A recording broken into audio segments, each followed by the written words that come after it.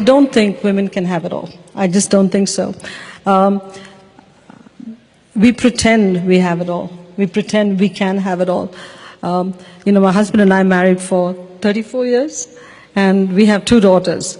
And every day you have to make a decision on whether you are going to be a wife or a mother. In fact, many times during the day, you have to make those decisions. And you have to co-opt a lot of people to help you. We co-opted our families to help us. We plan our lives meticulously so we can be decent parents. But if you ask our daughters, I'm not sure they will say that I've been a good mom. I'm not sure. And I try all kinds of coping mechanisms. I mean, I'll tell you a story that happened when my daughter went to Catholic school, Convent of Sacred Heart. And every Wednesday morning, they have class coffee with mothers. Class coffee with mothers for a working woman. How is it going to work? How am I going to take off 9 o'clock on Wednesday mornings to go for a class coffee? So I miss most class coffees. My daughter would come home and she'll say, list of all the mothers that were there, and you were not their mom. First few times I would die with guilt.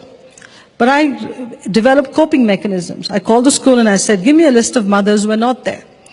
So when she came home in the evening, she'd say, you were not there, you were not there. I said, Mrs. Rag wasn't there, Mrs. So-and-so wasn't there. So I'm not the only bad mother.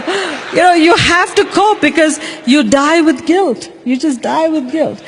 My observation, David, is that the biological clock and the career clock are in total conflict with each other.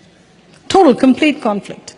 When you have to have kids, you have to build your career.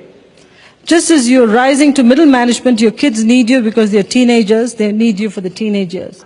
And that's the time your husband becomes a teenager too. So he needs you. Sorry.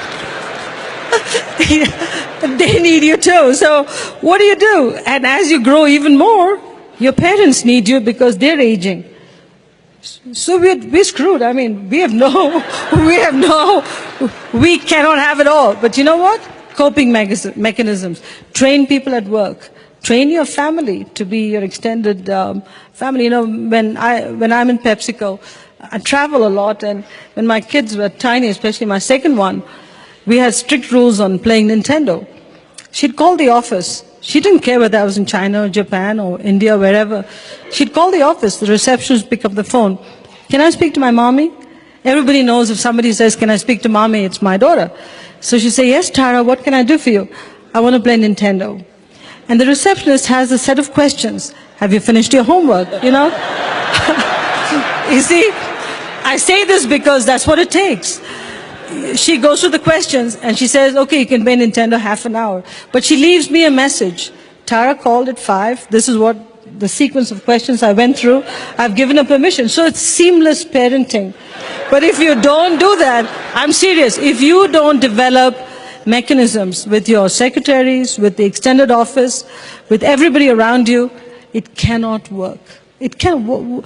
Motherhood, stay-at-home mothering was a full-time job.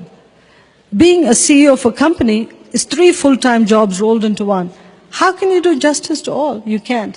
The person that hurts the most with this whole thing is your spouse. There's no question about it.